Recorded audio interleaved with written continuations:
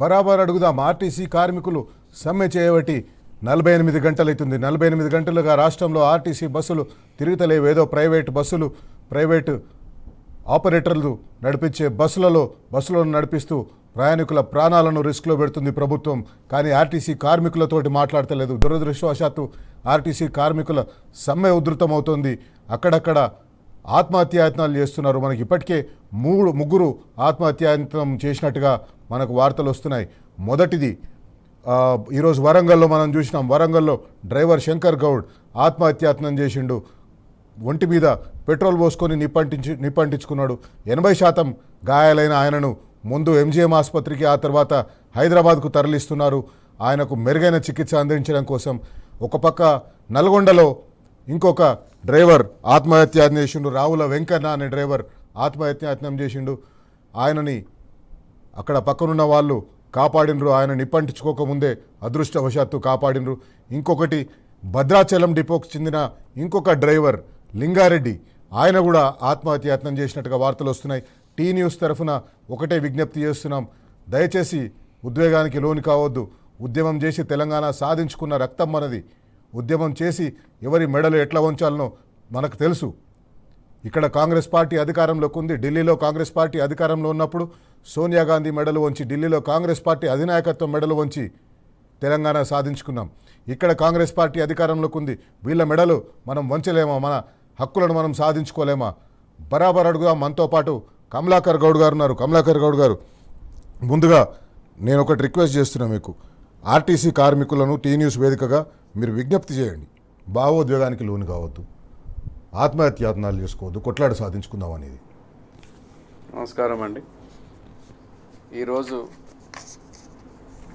RTC కార్మికులు 48 గంటల నుంచి ఉధృతంగా సమ్మె చేస్తున్న సందర్భంలో నర్సంపేట డిపోలో శంకర్ గౌడ్ గారు, అదేవిధంగా నల్గొండలో వెంకన్న గారు, మరి భద్రాచలం డిపోలో లింగారెడ్డి అని కూడా ఒక సమాచారం వస్తున్నది. ఆర్టీసీ కార్మికులకి ఆర్టీసీ జేఏసీ తరపు నుంచి ఉద్యమకారులుగా, ఉద్యమాన్ని నడిపిస్తున్న నాయకులుగా మీ అందరికీ విజ్ఞప్తి చేస్తున్నాం. దయచేసి మీరు ఆత్మహత్యాయత్నం చేయకండి. ప్రాణం అనేది చాలా విలువైనది. మన వెనుక మన కుటుంబాలు ఉంటాయి, మనకెంతో భవిష్యత్తు ఉంది, ఇంకా మన పిల్లల భవిష్యత్తు ఉన్నది. మీరు ఇట్లాంటి ప్రయత్నం చేయొద్దని, కొట్లాడి సాధించుకుందాం. ఇంకా ఈ రోజు కాకుంటే ఇంకా 4 రోజుల తర్వాత కొట్లాడి సాధించుకున్నాం. కానీ ప్రాణం పోయిన తర్వాత ప్రాణం తెచ్చుకోలేని పరిస్థితి ఇది.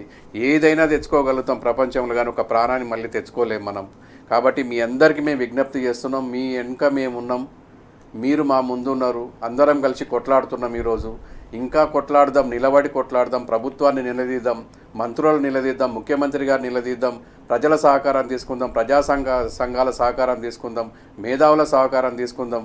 అన్ని విధాలుగా తీసుకొని ఒకవేళ రాష్ట్ర మంత్రివర్గం కానీ మరి ఈ నిర్ణయాన్ని మనకు అనుకూలంగా తీసుకోకపోతే ఇంకొక పోరాటం చేద్దాం. కానీ మీ అందరికీ విజ్ఞప్తి చేస్తున్నాం, ఖచ్చితంగా ఇట్లాంటి నిర్ణయాలు తీసుకోకండి, ఆత్మహత్య ప్రయత్నాలు చేయకండి. కొట్లాడి తెచ్చుకున్న తెలంగాణలో మనం అనుభవించాల్సింది ఎంతో ఉంది.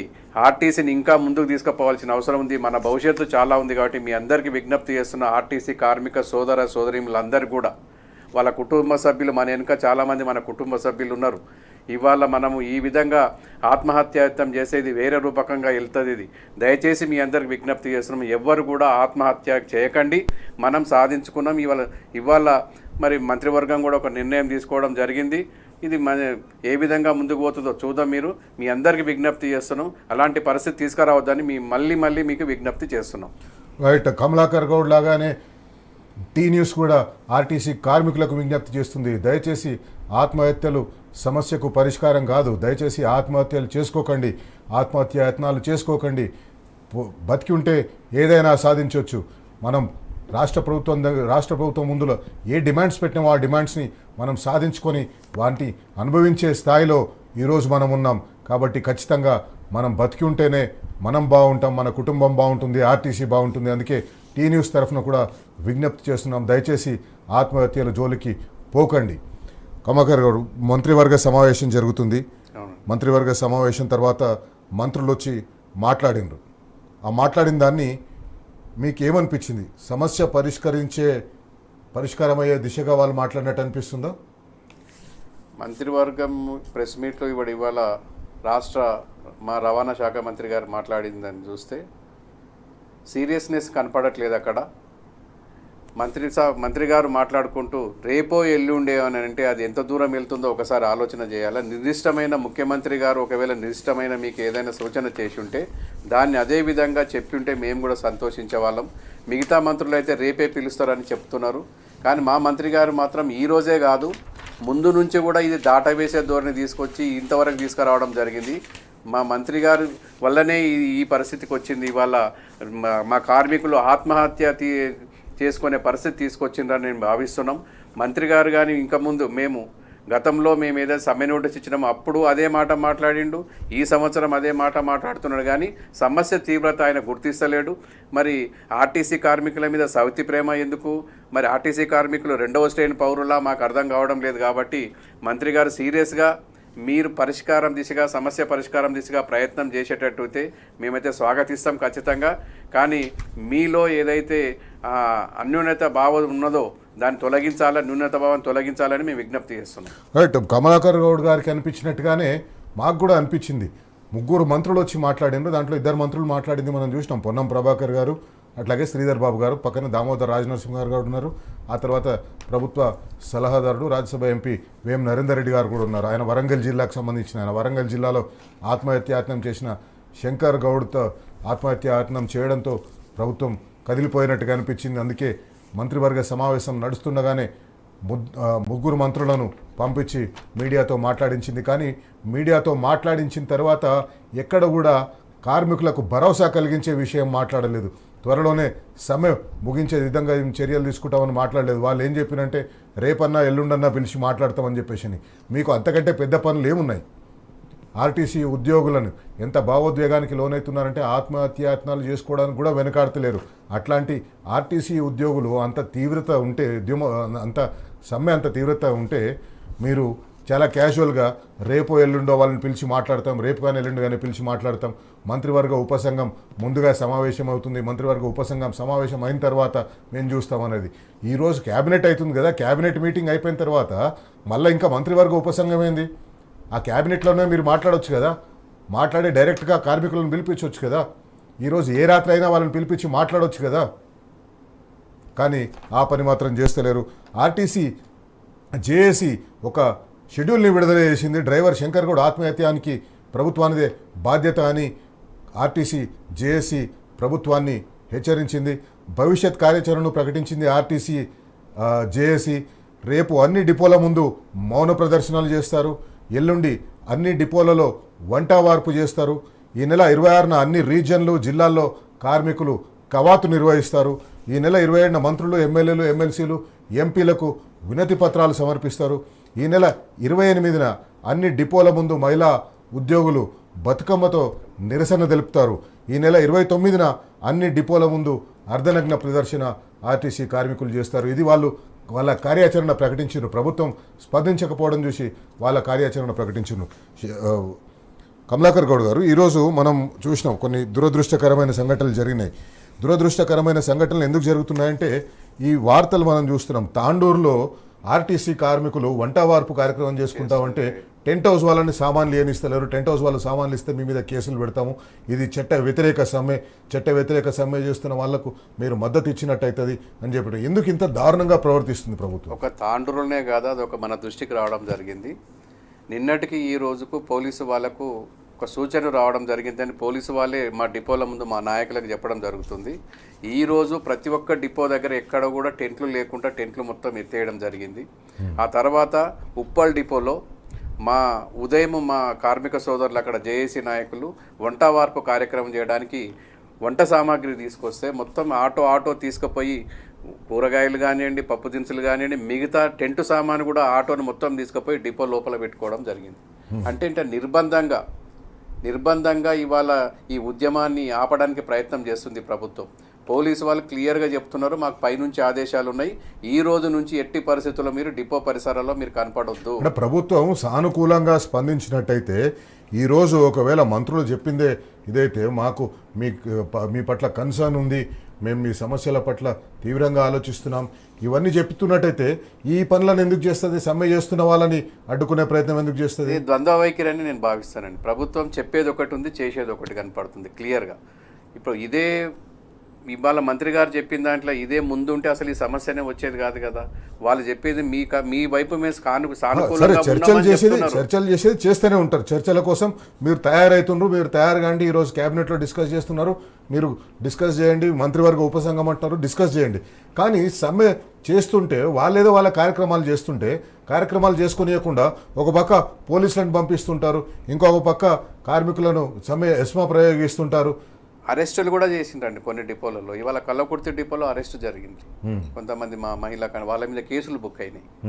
ఇట్లా మేనేజ్మెంటు ప్రభుత్వము ఈ రెండు కలిసి డిపో మేనేజర్ల మీద ఒత్తిడి తీసుకురావడం, ఆర్టీఏ ఆఫీసర్లు కానివ్వండి, పోలీసు కలెక్టర్ నాగర్ కర్నూలులో కలెక్టర్ గారు వెళ్ళడం జరిగింది డిపో మేనేజర్ మీద, నీకు చేతనైతే లేదా బస్సులు నడిపించడానికి అని.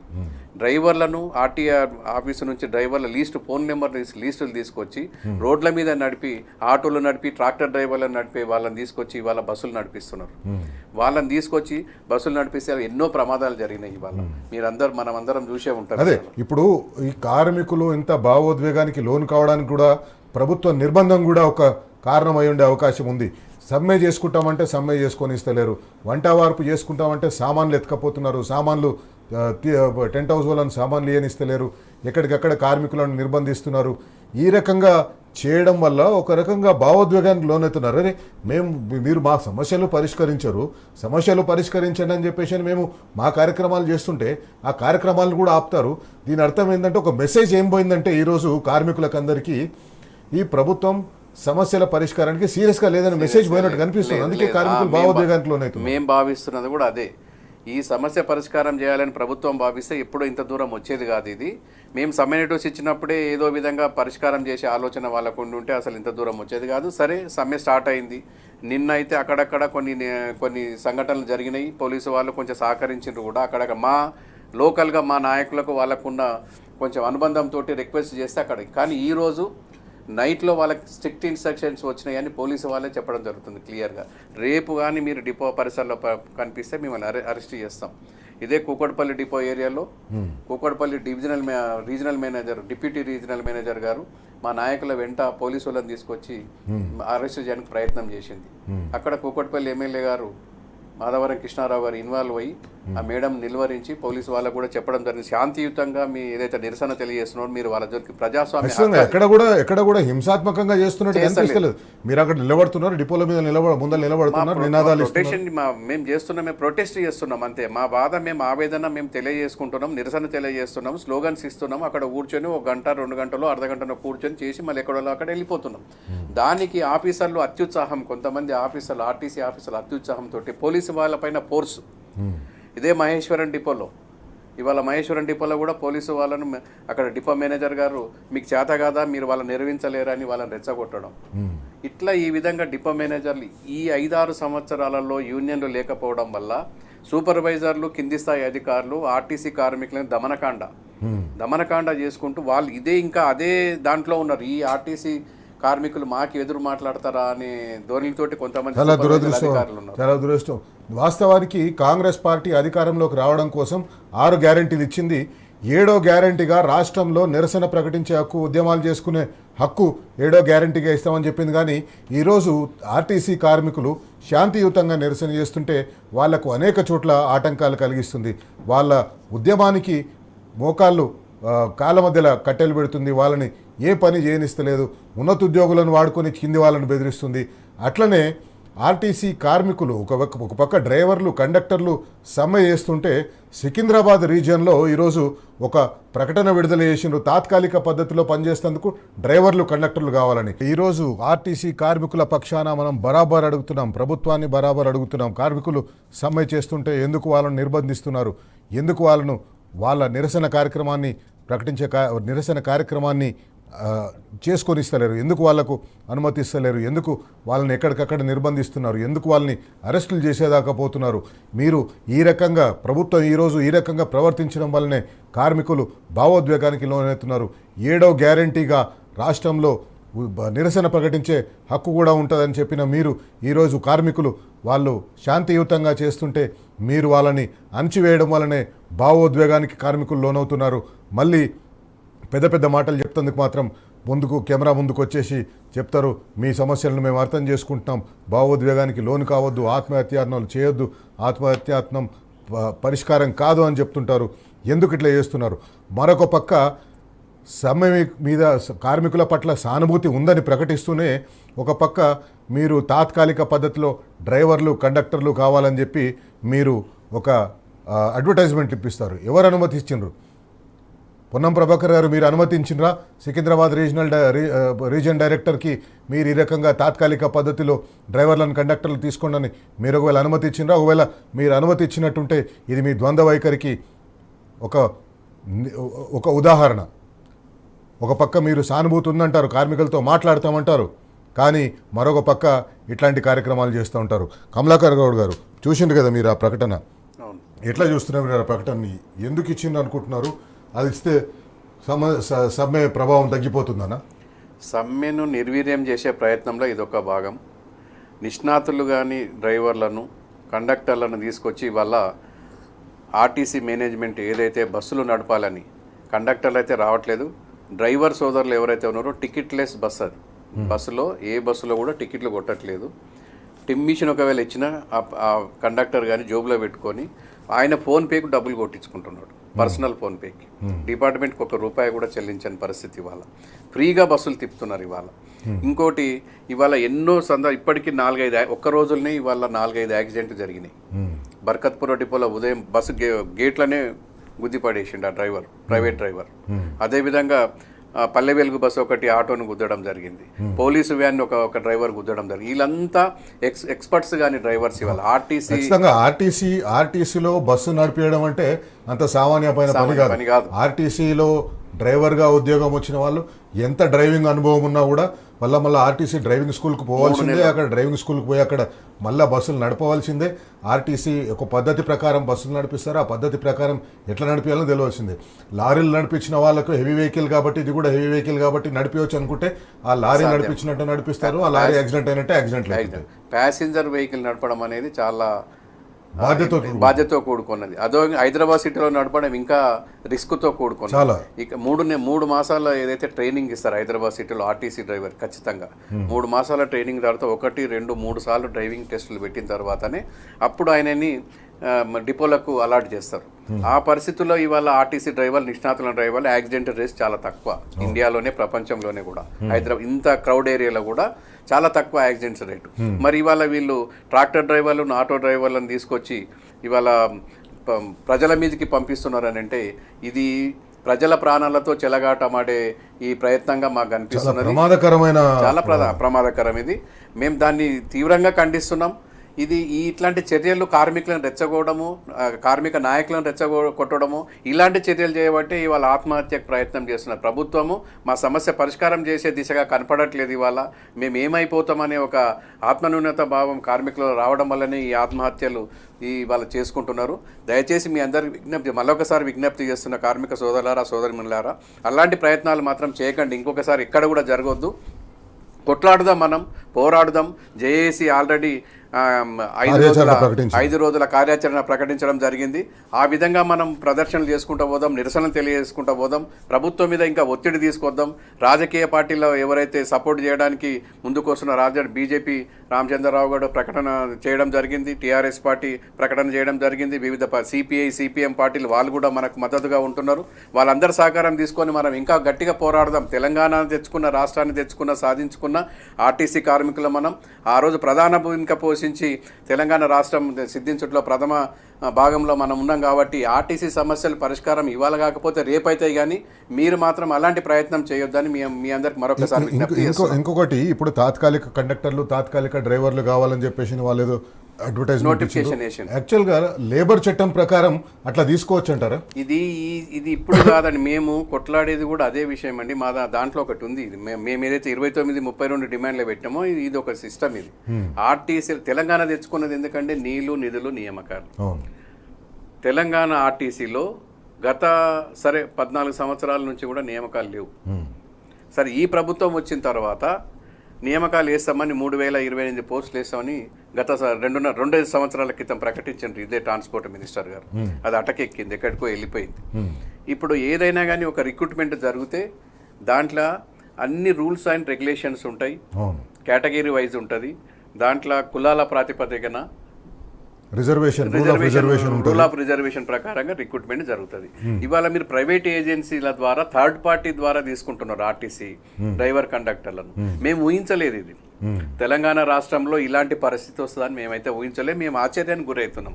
అసలు ఎక్కడ పోతుంది ఈ ఆర్టీసీ, ఈ సంస్థ ఎటు పోతుంది, ఈ మేనేజ్మెంట్ ఏం చేస్తున్నది? రిక్రూట్మెంట్ చేయడం చేతగాక మీరు థర్డ్ పార్టీ ద్వారా తీసుకొచ్చి డ్రైవర్లను సమ్మెను హ్యాండిల్ చేయడం చేతగాక ఇట్లాంటి కోతి చేష్టలని చేస్తున్నాయి. ఇది ఈ సమ్మె కంటే ముందు నుంచే స్టార్ట్ అయింది ఈ ప్రక్రియ. ఈ సమ్మె కంటే ముందు నుంచే గత 6 నెలల నుంచే స్టార్ట్ అయింది ఈ ప్రక్రియ. మేము ఒకటి ఏంటంటే ప్రతి డిపోలలో 35 నుంచి 40 మంది షార్టేజ్, డ్రైవరు కండక్టర్ షార్టేజ్. ప్రతిరోజు అంతమంది డబుల్ డ్యూటీలు చేయాలి రెగ్యులర్ ఎంప్లాయీస్. ఆ డబుల్ డ్యూటీలు చేసి తీయలేని పరిస్థితికి వచ్చింది ఇవాళ. అప్పుడు వీళ్ళు ఏం చేస్తున్నారంటే రిక్రూట్మెంట్ ప్రభుత్వం నుంచి ఆదేశాలు రాక రిక్రూట్మెంట్ సరిగా చేయలేక గతంలో ఆర్టీసీ మేనేజ్మెంటే రిక్రూట్మెంట్ చేసేది. ఇవాళ ఈ ప్రభుత్వం వచ్చిన తర్వాత పోలీస్ శాఖకి ఇచ్చింది వాటిని. ఆ పోలీస్ శాఖ చేసే వరకే పుణ్యకాలం అంతా గతించిపోయే పరిస్థితి కనపడుతుంది. ఈ బస్సులు ఆగే పరిస్థితి ఉంది కాబట్టి వీళ్ళు ఏదో టెంపరీగా అని ఈ థర్డ్ పార్టీ ఏజెన్సీ ద్వారా స్వీపర్లను తీసుకుంటున్నట్టుగా, కళాశీలను తీసుకుంటున్నట్టుగా, వాళ్ళని తీసుకుంటున్నట్టుగా ఇవాళ డ్రైవర్ కండక్టర్లను తీసుకునే పరిస్థితి ఇవాళ వచ్చింది ఈ కాంగ్రెస్ ప్రభుత్వం. అందుకే మేము ఒక విజ్ఞప్తి ఆర్టీసీ కార్మికుల తరఫున, టీ న్యూస్ తరఫున, ఎవరైతే ఈ తాత్కాలిక పద్ధతిలో డ్రైవర్లు కావాలని ప్రకటన ఇచ్చిన తర్వాత పోదలుచుకున్నారో దయచేసి ఒకసారి కార్మికుల ఉద్యమాన్ని, కార్మికుల సమ్మెని అర్థం చేసుకోండి. మీరు ఏదో 2-3 రోజుల పని కోసమో లేకపోతే వారం 10 రోజుల పని కోసమో మీరు ఆ డ్రైవర్గా పోయి ఆ పనిని మీరు ఒప్పుకుంటే మీరు మీ సాటి కార్మికులతోటి, సాటి డ్రైవర్లకు అన్యాయం చేసిన వాళ్ళు అవుతారు. అట్లాగే మీకు నడిపించే అనుభవం లేదు, ఆర్టీసీ బస్సులను, ప్యాసింజర్ వెహికల్స్ని నడిపించే అనుభవం లేకుండా మీరు బస్సు తీసుకొని మీరు రోడ్డు మీదకి పోయినప్పుడు ఇతర ప్రయాణికుల ఇతర రోడ్డు మీద నడిచేవారి ప్రాణాలను కూడా మీరు ప్రమాదంలో పడేసే అవకాశం కనిపిస్తుంది. కాబట్టి ఖచ్చితంగా మీరు పోయే ముందు, ఈ ప్రకటనకు స్పందించి మీరు పోయే ముందు ఒక్కసారి ఈ కార్మికుల గురించి ఆలోచించండి, మీ సాటి డ్రైవర్ల గురించి ఆలోచించండి. వాళ్ళు ఎందుకు సమ్మె చేస్తున్నారు, వాళ్ళు సమ్మె చేస్తున్నప్పుడు మనం పోయి వాళ్ళ పని మనం చేస్తే వాళ్ళ కుటుంబాలు ఏమనుకుంటాయి, వాళ్ళ కుటుంబాలు ఎక్కడికి పోతాయి అనేది ఒకసారి సానుభూతితో ఆలోచించండి. ఒక బరాబర్ అడుగుదాం కాంగ్రెస్ పార్టీ ప్రభుత్వాన్ని, రాష్ట్రంలో అధికారంలో ఉన్న కాంగ్రెస్ పార్టీని. అట్లాగే ఎన్నికల ముందు హామీలిచ్చి ఆ హామీలకు తాము హామీ అని చెప్పేసి, తాము గ్యారంటీ అని చెప్పి పోయిన కాంగ్రెస్ పార్టీ అగ్రనాయకత్వాన్ని బరాబర్ అడుగుదాం. 48 గంటలైతుంది ఆర్టీసీ కార్మికులు సమ్మె చేయబట్టి, 48 గంటలైతుంది ప్రజలకు రవాణా సౌకర్యం లేక తీవ్ర అవస్థలు పడుతుండడం. 48 గంటలైతుంది కార్మికులు ఆందోళన చేయడం. 48 గంటల్లో 3 దురదృష్టకర సంఘటనలు, ఉద్యోగుల ఆత్మహత్యాయత్నాలు 3 దురదృష్టకర సంఘటనలు, తర్వాత ప్రమాదాలు చాలా జరిగినాయి. గత 2 రోజులుగా ప్రైవేటు బస్సు డ్రైవర్లని పిలిపించి వాళ్లకు బస్సులు నడిపించడానికి రోడ్ల మీదకి పంపించడంతో చాలా ప్రమాదాలు జరిగినాయి. కమలాకర్ గౌడ్ గారు, ఇప్పుడు 48 గంటలు అవుతుంది. ఏ రకంగా మీరు ఇంతకుముందు చెప్పినట్టుగా ప్రమాదాలు చాలా, ప్రజా రవాణా లేక ప్రజలు అసౌకర్యానికి గురవుతున్నారు, ప్రమాదాలు జరుగుతున్నాయి ఆర్టీసీ బస్సులని డ్రైవర్లకు, ప్రైవేట్ డ్రైవర్లకు ఇచ్చి పంపించడం వల్ల. ఇదే ఎక్స్పర్ట్స్ కానీ డ్రైవర్లను ఏదో ఆర్టీఏ ఆఫీసు వాళ్ళు ఫోన్ లిస్ట్ ఇస్తే డిపో నుంచి ఫోన్లు చేసి వాళ్ళని పిలిపియడం, వాళ్ళ డ్రైవింగ్ టెస్ట్ చేయకపోవడం, వాళ్ళ లైసెన్స్ చూసి ఖాళీ ఇవాళ వాళ్ళని డ్రైవింగ్ బస్సు ఇంత పెద్ద బస్సు నుంచి బయటికి పంపించడం, ఇది బాధ్యతారహితంగా మేము భావిస్తున్నాం. ఖచ్చితంగా ఇది ఇలాంటి పరిస్థితి తీసుకొస్తే కార్మికులు తీవ్రంగా గ్రహించే పరిస్థితి ఏర్పడుతుంది. అదేవిధంగా ప్రజలకు కూడా అసౌకర్యం. ఇంకా ఏదైనా పెద్ద ప్రమాదాలు జరిగితే ప్రజల ప్రాణాలతో చెలగాటమాడే పరిస్థితి కనపడుతున్నది. మేము ప్రభుత్వానికి విజ్ఞప్తి చేస్తున్నాం, అలాంటి పరిస్థితి తీసుకురాకండి. చర్చల ద్వారా ఏదైతే మా సమస్య ఉందో పరిష్కరించి ఏదైతే మా ఆర్టీసీ కార్మికులతోటే బస్సులు నడిపించాలా. ఇంకా ప్రధానంగా హైదరాబాద్ సిటీలో ఈ ఎలక్ట్రికల్ బస్సుల గురించి మేము తీవ్ర ఆందోళనతో ఉన్నాం. ఆ ఎలక్ట్రికల్ బస్సు కానీ మంత్రులు ప్రెస్ కాన్ఫరెన్స్ పెట్టినప్పుడు ఎలక్ట్రిక్ బస్సులు అనేది అపోహ మాత్రమే, ఏం లేదు ఆర్టీసీ అది ఆర్టీసీనే నడిపిస్తుంది అని చెప్పేసి ఇంతకుముందు ప్రెస్ కాన్ఫరెన్స్లో చెప్పింది కదా. ఇప్పుడు లైవ్ ఎగ్జాంపుల్ కనపడుతుంది కదండి. హైదరాబాద్ సెంట్రల్ యూనివర్సిటీ డిపో ఒకటి ఉంది ఎగ్జాంపుల్గా. హైదరాబాద్ టు హైతనగర్ 2 డిపో అని 2 డిపోలలో మరి ఆల్రెడీ 100% ఎలక్ట్రికల్ బస్సులు అక్కడికి వచ్చినాయి. దాని మీద ఏదైనా ఆర్టీసీ డ్రైవర్ బస్సు నడిపిస్తున్నాడా? ఒకసారి మీరు కూడా ఒకసారి మీ టీ న్యూస్ ద్వారా పంపించండి. ఒక్కరు కూడా ఆర్టీసీ డ్రైవర్ దాని మీద పంపించాలి. ఆ ఉన్న డ్రైవర్లను ఏం చేశారు? దాదాపుగా 250 మంది డ్రైవర్లను హైదరాబాద్ సిటీలో షార్టేజ్ ఉంది కాబట్టి ప్రస్తుతానికి అక్కడక్కడ వాళ్ళని అడ్జస్ట్ చేసి పంపించడం జరిగింది. అదే హైతనగర్ 2 డిపో, 2 డిపోలు ఉంటాయి హైతనగర్లో, 1 డిపో 2 డిపో అని. 2 డిపో 100% సింగిల్ డ్రైవర్ కూడా ఆర్టీసీ డ్రైవర్ లేడు, స్టాప్ నెంబర్ ఉన్న వ్యక్తి లేడు.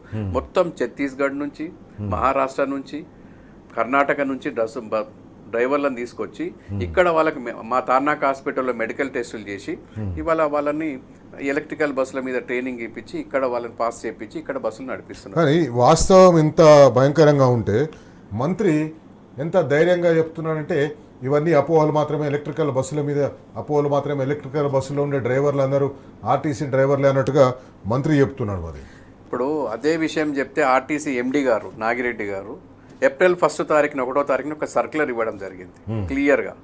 ఆ సర్క్యులర్ దాని అర్థం ఏంటంటే వచ్చే 2 సంవత్సరాల్లో హైదరాబాద్ సిటీలో మొత్తం ఎలక్ట్రికల్ బస్సులు వస్తున్నాయి కాబట్టి మీ హైదరాబాద్ సిటీలో ఉన్న డ్రైవర్లందరూ కూడా హైదరాబాద్ సిటీ వదిలిపెట్టి మిగతా జోన్లు, అంటే హైదరాబాద్ సిటీ జోన్ సపరేట్ ఉంటుంది, హైదరాబాద్ జోన్ అని, కరీంనగర్ జోన్ అని ఆర్టీసీలో 3 జోన్లు ఉంటాయి. Hyderabad city greater Hyderabad zone కాకుండా మిగతా జోన్లకు మీరు ట్రాన్స్ఫర్ పెట్టుకోండి. కరీంనగర్ జోన్ కానీ హైదరాబాద్ జోన్ కానీ. కరీంనగర్ జోన్ అంటే ఆసిఫాబాద్ డిపోకు పంపించచ్చు, మంచిర్యాల డిపోకు పంపించచ్చు. హైదరాబాద్ డిపో అంటే ఖమ్మం పంపి అది ఇక్కడ మిర్యాల కూడా పంపించచ్చు, అక్కడ గద్వాల డిపో పంపించచ్చు. అంటే ఏ డిపోకు పంపిస్తారో తెలియదు. అంటే హైదరాబాద్ సిటీ వదిలిపెట్టి డ్రైవర్లంతా బయటికి వెళ్ళిపోవాలంటే హైదరాబాద్ సిటీలో అన్ని ఎలక్ట్రికల్ బస్సులు తీసుకొచ్చి ఎలక్ట్రికల్ బస్సులని ప్రైవేటు వాళ్ళకి ఇచ్చేసి హైదరాబాద్ సిటీ రీజియన్ ని ప్రైవేట్ చేయాలి. ఒకటి ఉన్న ఆస్తులు మొత్తము ప్రైవేట్ వాళ్ళకి అప్పచెప్పేస్తున్నారు ఇవాళ. కంటోన్మెంట్ డిపో కానీ ఈ డిపోలు ఏవైతే ఉన్నాయో ఎలక్ట్రికల్ బస్సులో ఒక మొత్తం అప్పచెప్పేసిండ్రు. అక్కడ ఎలక్ట్రికల్ ప్లాంట్ పెట్టేసి వాళ్ళకి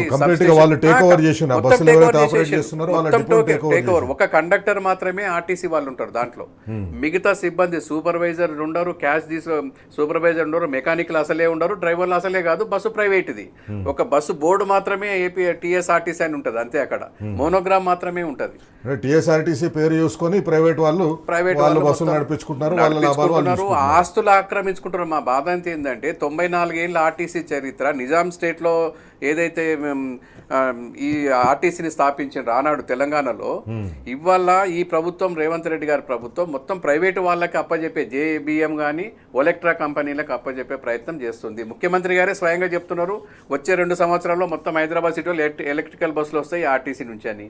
మరి అలా మా డిమాండ్ ఏంది ప్రధానంగా దాంట్లో అంటే ఎలక్ట్రికల్ బస్సులను ప్రభుత్వం ఈ స్టేట్ గవర్నమెంట్ కొని ఆర్టీసీకి ఇవ్వండి. రెండవది ఏంటంటే ఉన్న ఆర్టీసీ బస్సులు ఏవైతే హైదరాబాద్ సిటీలో ఉన్నాయో ఇప్పుడున్న బస్సులను రెట్రోఫిట్ ద్వారా ఎలక్ట్రికల్ బస్సుగా మార్చండి. మార్చి మా ఆర్టీసీ డ్రైవర్లతోటి ఆ బస్సులు నడిపియండి అని మేము చెప్తున్నాం. ఆర్టీసీలో ఇప్పుడు ఇవాళ ఉప్పల్లో వర్క్ షాప్ ఉంది, కరీంనగర్లో ఒక వర్క్ షాప్ ఉంది, మియాపూర్ బీబీయూ బస్బాడీ బిల్డింగ్లో ఒక వర్క్ షాప్ ఉంది. ఈ 3 వర్క్ షాపులో కలిపి నెలకు 100 బస్సులు బయటకు వెళ్తాయి. ఈజీ. అదే 36 లక్షల సెంట్రల్ గవర్నమెంట్ ఏదైతే మీకు ఇస్తున్నదో 36 లక్షలు పెడితే ఒక బస్సు మొత్తం రెట్రోఫిట్ అయిపోయి ఎలక్ట్రికల్ బస్సులో బయటకు వస్తుంది. అప్పుడు ఆర్టీసీ డ్రైవర్లే ఆ బస్సులు నడిపించుకునే అవకాశం ఉంటుంది. మా డిమాండ్ అది దాంట్లో.